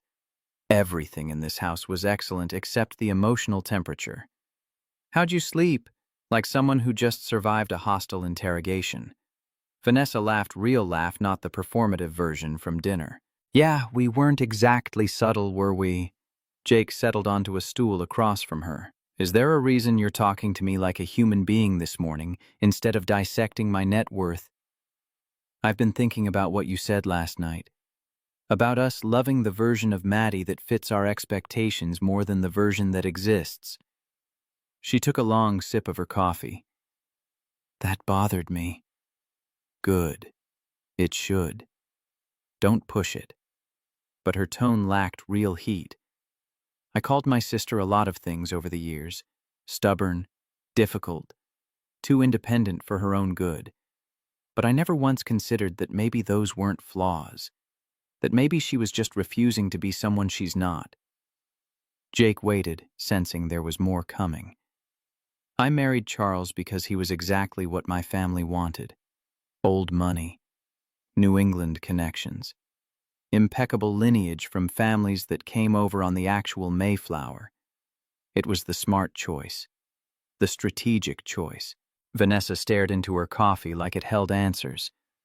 "And I've spent 6 years in a marriage that looks perfect from the outside and feels empty on the inside." "I'm sorry. Don't be. I made my choice with full awareness of what I was trading. Security for passion. Approval for authenticity. I thought I was being mature, choosing practical over emotional." She looked up at him. "But watching you defend Maddie last night, watching her defend you, I realized I've never had someone look at me the way she looks at you." Jake shifted uncomfortably. This conversation felt too intimate, too close to truths he wasn't ready to examine in daylight. "I'm not hitting on you," Vanessa said quickly. "God, no. You're not my type at all. Too earnest, too direct. I prefer men who understand subtext." She paused. "But you're exactly Maddie's type. Someone who doesn't play games. Someone who says what they mean and means what they say. Someone who chose her without calculating what he'd get in return." "How do you know I didn't calculate?" "Because you were genuinely shocked when Amanda mentioned Maddie's revenue numbers at dinner. Either you're the best actor I've ever met, or you really didn't know how successful she is." And given everything else about you, I'm betting on the latter. Vanessa leaned forward and Jake saw something in her eyes that looked like desperation. My marriage is over. I'm going to file for divorce when we get back to Martha's Vineyard. But before I do, I need to know something. Is it actually possible to have both success and authenticity, career and real connection? Jake thought about Emily, about the plans they'd made before the accident took her, about 6 years of telling himself that work was enough, that safety was better than risk. I don't know, he said honestly. I think so. But I think it requires both people being willing to keep choosing each other, even when it's hard, even when the practical concerns start stacking up. Maddie has acquisition offers on the table. Did you know that? Jake went still. No. Seattle firm. Tech Vision Solutions. $120 million valuation. They want her to relocate at least part-time.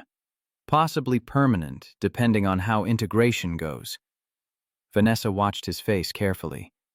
When she's traveling for international deals, making decisions that affect hundreds of jobs, will you be able to handle not fully understanding that pressure? The question hit Jake square in the chest. He thought about his shop, 3 employees, 1 location, the kind of problems he could solve with his hands. He thought about Maddie running a company worth 9 figures, making decisions that rippled through the Bay Area economy. I don't know, he admitted, but I think understanding every detail matters less than respecting that her world is important to her, supporting her when it's hard, celebrating with her when she succeeds, being there even when I don't fully grasp the stakes. Vanessa studied him for a long moment. Then she smiled, sad, wistful. Maddie's lucky to have you. The kitchen filled with more people then. Patricia appeared with her morning routine already perfected. Derek and Amanda shepherded the kids in for breakfast. Tyler gave Jake a small nod. Sophie showed him her remote control car still working. Jackson climbed onto the stool next to him like they were old friends. Bill was the last to arrive, and when his eyes met Jake's across the kitchen, something passed between them. Not quite approval, but acknowledgement.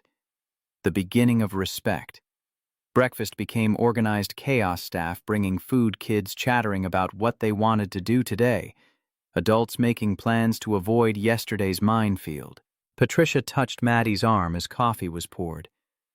Darling, could we talk? Just the 2 of us. Maddie tensed but nodded. They disappeared toward the garden, and Jake watched them go with the same worry he'd felt last night. Whatever happened in these conversations mattered. The Sterling family was shifting, changing, and he didn't know if that made things better or worse. When Maddie returned 20 minutes later, her eyes were red, but her face looked lighter somehow, like she'd set down weight she'd been carrying for years. My mother apologized, she said quietly to Jake as they stood in the hallway. Actually apologized for testing you, for assuming the worst, for years of making me feel like I was broken instead of just different.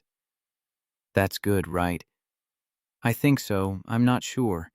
I've built so much of my identity around being the disappointment that I don't know who I am if they actually accept me. Before Jake could respond, Bill appeared in the doorway to his study. Maddie, could I borrow you for a moment? She looked at Jake, seeking permission or reassurance, he couldn't tell which. He nodded, and she followed her father into the wood-paneled room. Jake was left alone with his coffee and the growing certainty that this weekend had fundamentally changed something. Not just for Maddie and her family, but for him.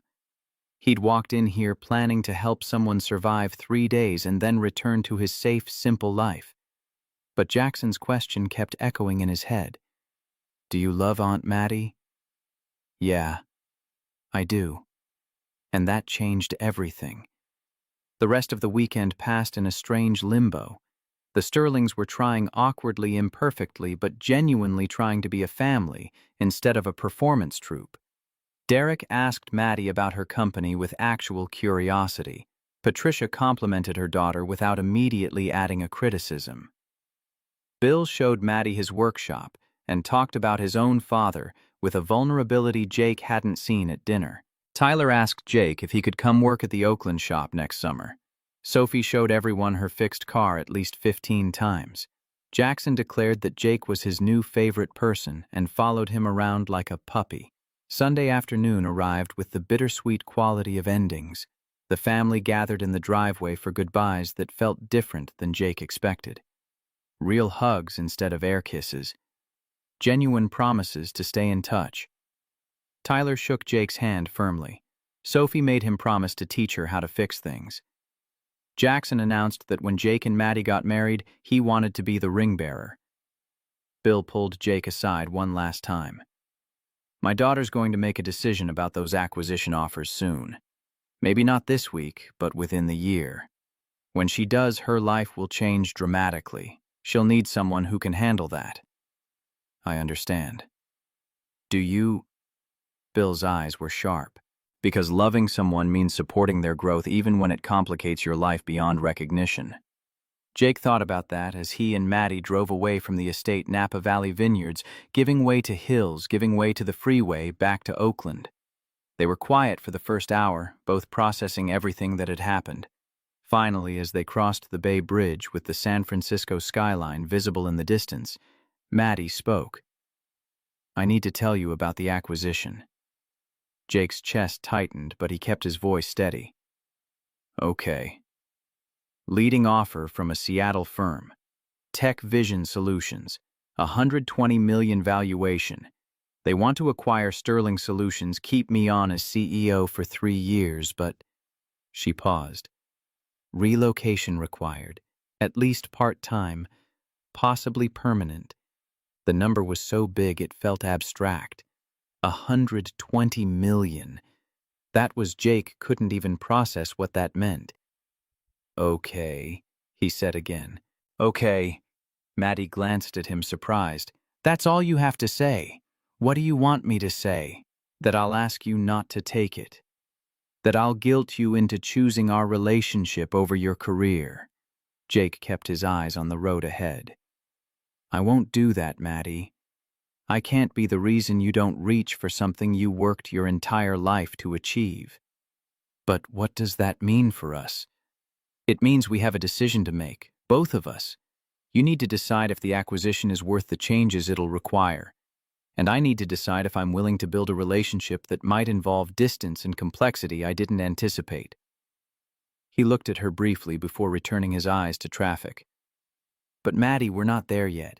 We don't even know if you're taking the offer. Let's not borrow problems from a future that hasn't happened yet. They pulled up to his apartment in Oakland, the contrast stark. From Napa Valley estates to working-class neighborhood in 2 hours. Maddie put the car in park, but neither of them moved to get out. I'm terrified, she said quietly. Of what? Of making the wrong choice. Of wanting this us so badly that I compromise everything I've built. Of not wanting it enough and losing you because I chose work. Her hands gripped the steering wheel. I've spent my entire adult life being independent, not needing anyone. And now I've found someone who makes me want something different. But I have no idea how to do that without sacrificing who I am. Jake took her hand, threading his fingers through hers. Then we figure it out, together. One honest conversation at a time. But as he climbed the stairs to his apartment and watched her drive away toward San Francisco, Jake felt the weight of what was coming. This weekend had been contained, controlled.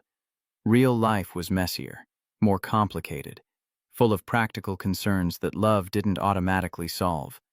3 weeks crawled by like months. Jake and Maddie talked every night, sometimes for hours, sometimes just brief check-ins before emergencies pulled one of them away. They saw each other when they could steal time. Maddie showing up at the Oakland shop at 7 in the morning with Pete's coffee.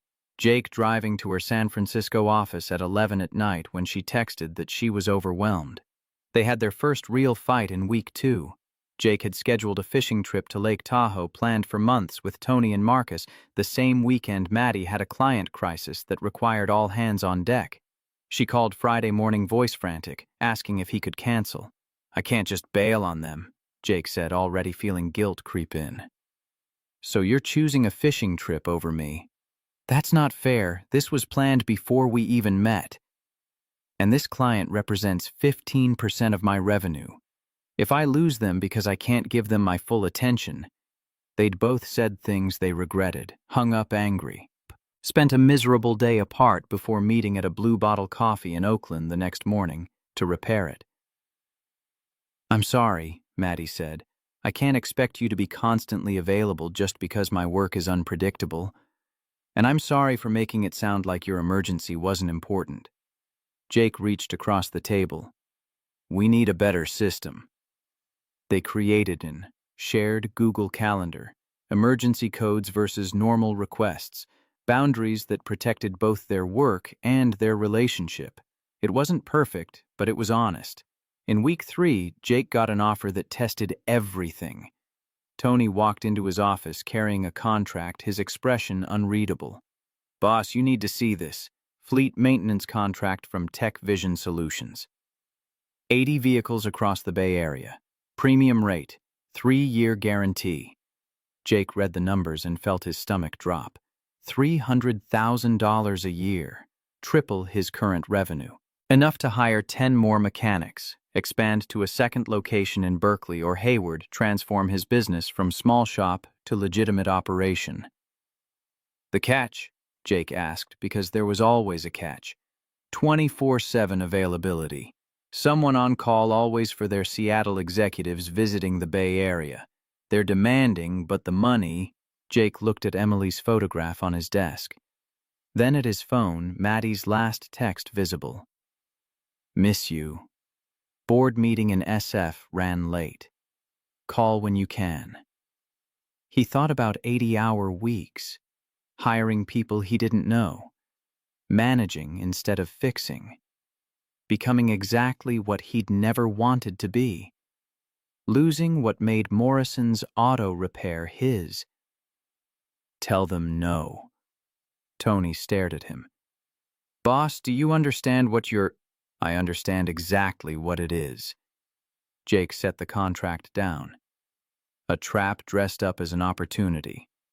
My uncle taught me in Sacramento that there's a difference between growing bigger and growing better.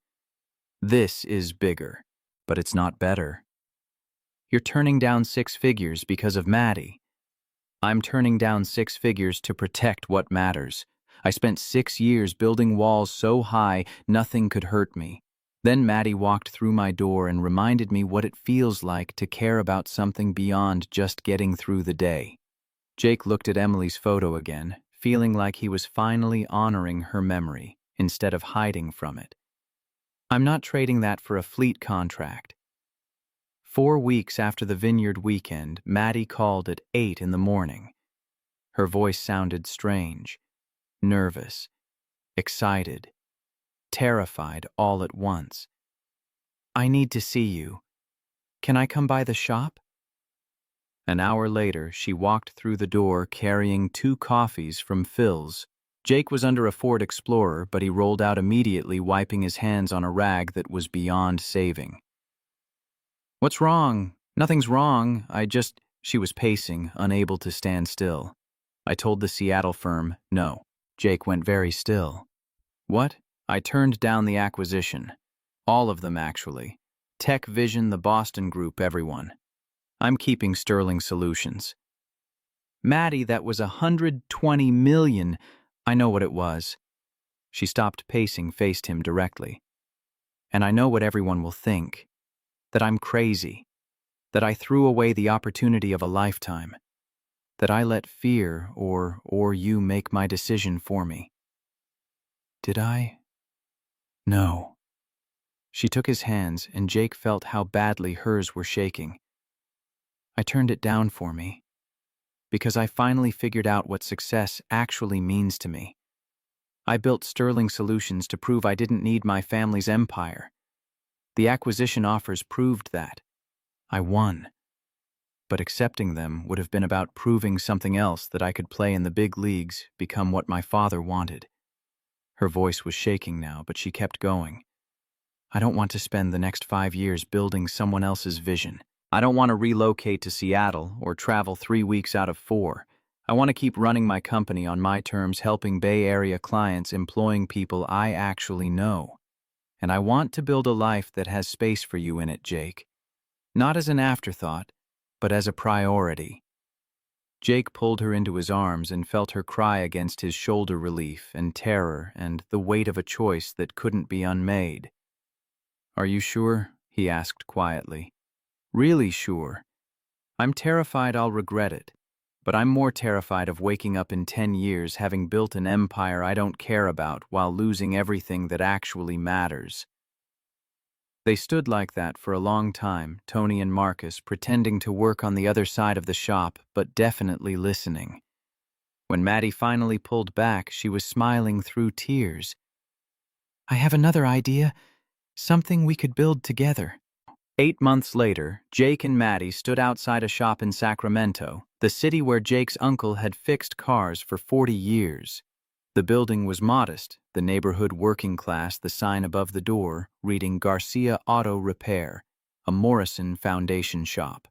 Maria Garcia stood beside them, 42 years old, former Marine Mexican-American woman who'd been 2 weeks from closing her shop when the foundation found her. Her rates were too low to stay in business, but she couldn't raise them knowing her customers couldn't afford it. The Morrison Foundation had given her a way to survive while staying who she was. The grand opening was small.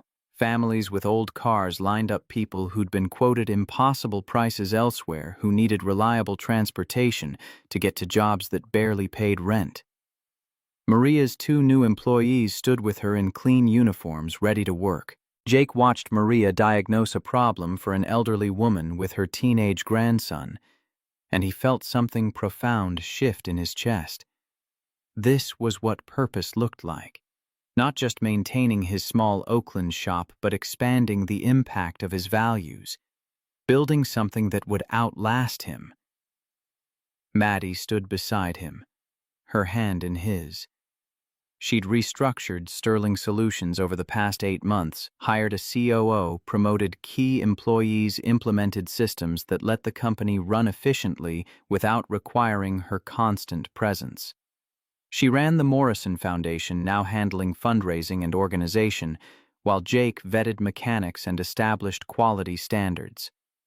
They'd built something together, not by compromising who they were, but by amplifying what they cared about. Bill had written the seed check, $100,000, as an investor, not a controlling father.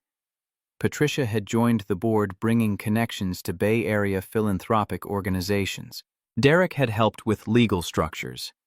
Vanessa, now divorced from Charles and dating a high school teacher from Boston, had become their champion with East Coast donors.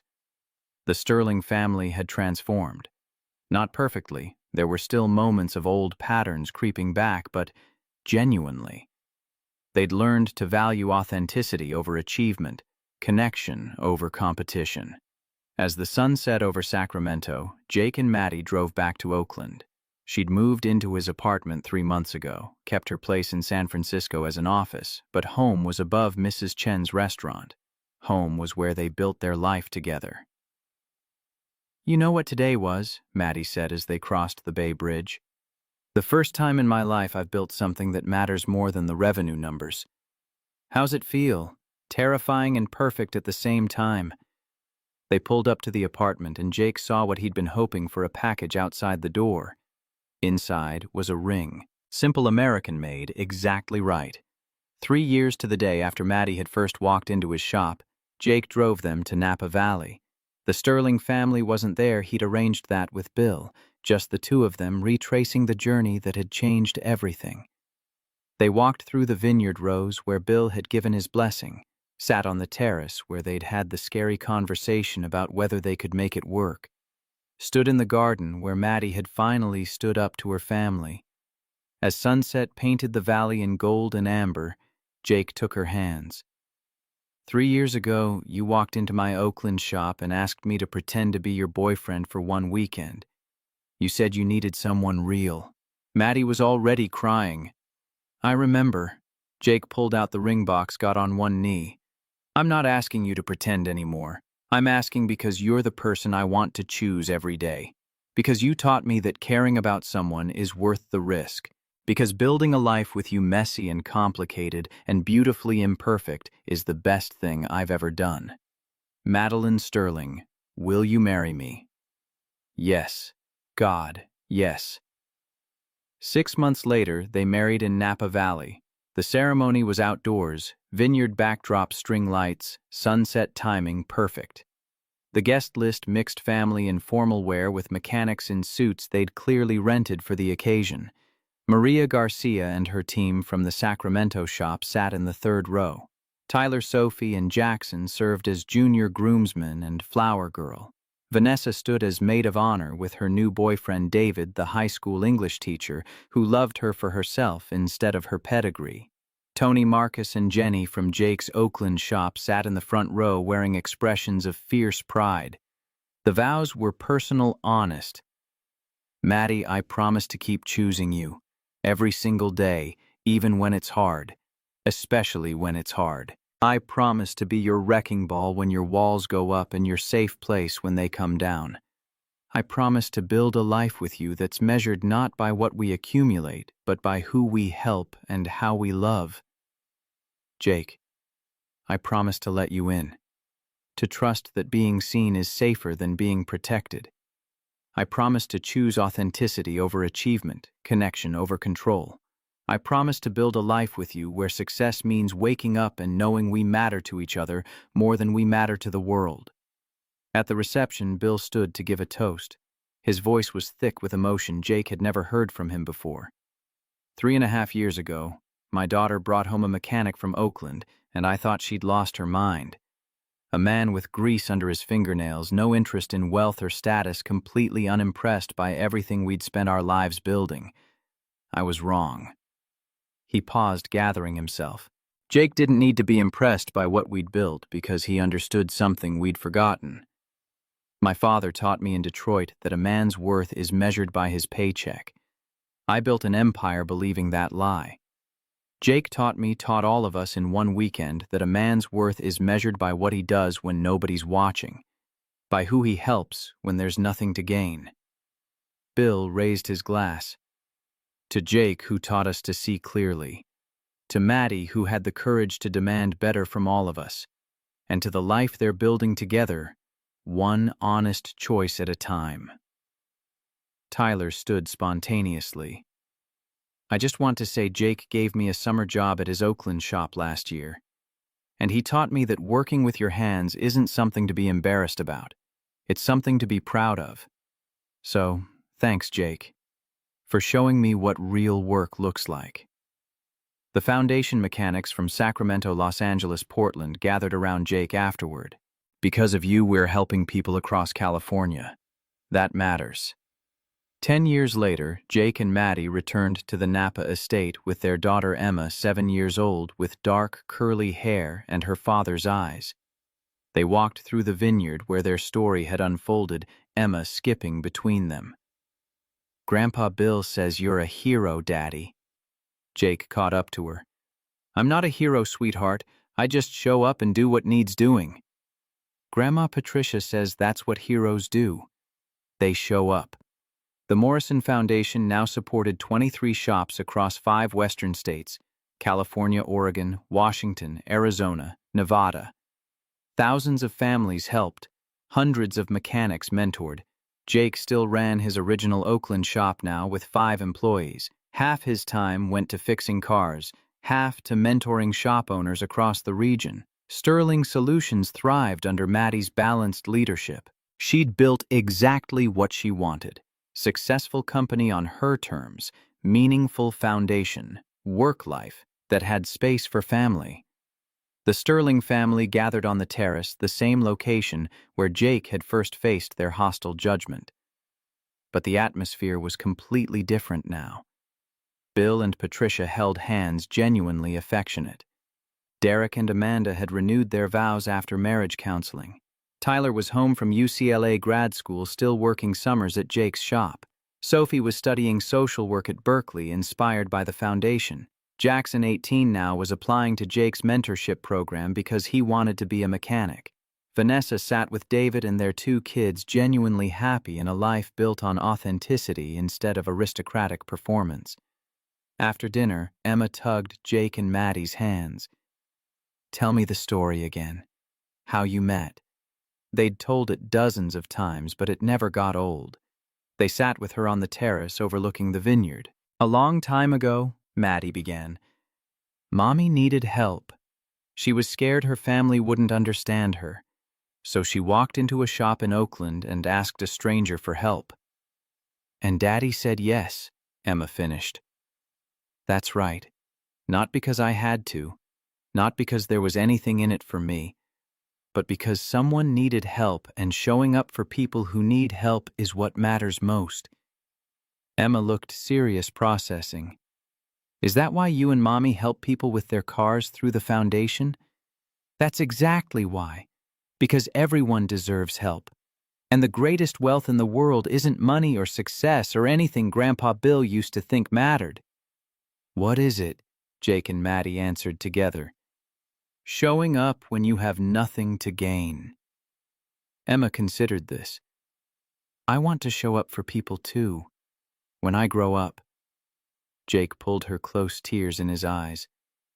"My uncle taught me in Sacramento that heroes are just people who show up when nobody else will. You don't need to be special, you just need to care. And sweetheart, you already do. Will you teach me to fix cars?" "I'd be honored." Later, after Emma was asleep in the guest room, Jake and Maddie stood at the vineyard overlook the same spot where he'd proposed. The California sky was full of stars, the valley bathed in moonlight. "You know what I realized today?" Maddie said. "The greatest wealth in the world has nothing to do with money." "No," Jake agreed. "It's showing up when you have nothing to gain. It's choosing people over profit. It's building a life that matters." They stood in silence for a moment. Then Maddie smiled. "Emma asked me earlier if we could help more people tomorrow." "What did you tell her?" "That we could, that we would, even when it's hard. Especially when it's hard." Jake thought about the journey that had brought them here. A desperate woman walking into his shop 3 years ago. A weekend of family confrontation. Months of figuring out how to build something real across fundamental differences. Years of choosing each other consistently. Honestly, building a foundation that was helping thousands of people across the American West. He thought about Emily's photograph still on his desk in Oakland. About his uncle's Leatherman tool in his pocket. About the values passed down through generations, integrity measured by what you do when nobody's watching. And he thought about Emma, 7 years old and already understanding that showing up matters more than calculating outcomes. That was legacy, not empires or acquisitions or wealth measured in millions, but values passed down, lived out, shared with people who needed them. The Morrison Foundation would outlast him. The mechanics they'd mentored would teach others. The families they'd helped would remember that someone showed up when they needed it most. And Emma would grow up knowing that the greatest wealth in the world has nothing to do with money. As they walked back to the house hand in hand, Jake felt profound gratitude for the woman who'd walked into his shop asking for help. Who'd needed someone real and found someone willing to be exactly that. Who'd built a life with him that was messy and complicated and beautifully authentic. Sometimes the bravest thing you can do is choose hope over fear, even when fear seems safer, especially when fear seems safer. And in the end, Jake thought as they climbed the stairs to where their daughter slept peacefully, that choice made all the difference. The Sterling estate lights went dark, one by one. In Oakland, Morrison's auto repair would open tomorrow morning at 7 sharp. In Sacramento and Los Angeles and Portland and Phoenix, foundation shops would serve customers who needed affordable help. Across the American West, mechanics who shared Jake's values would show up and do the work that mattered. Not for profit, not for recognition, but because some debts can only be paid with time and attention and giving a damn. And that Jake Morrison had learned from his uncle and taught his daughter and built into a foundation that would outlive them all was the only wealth worth having.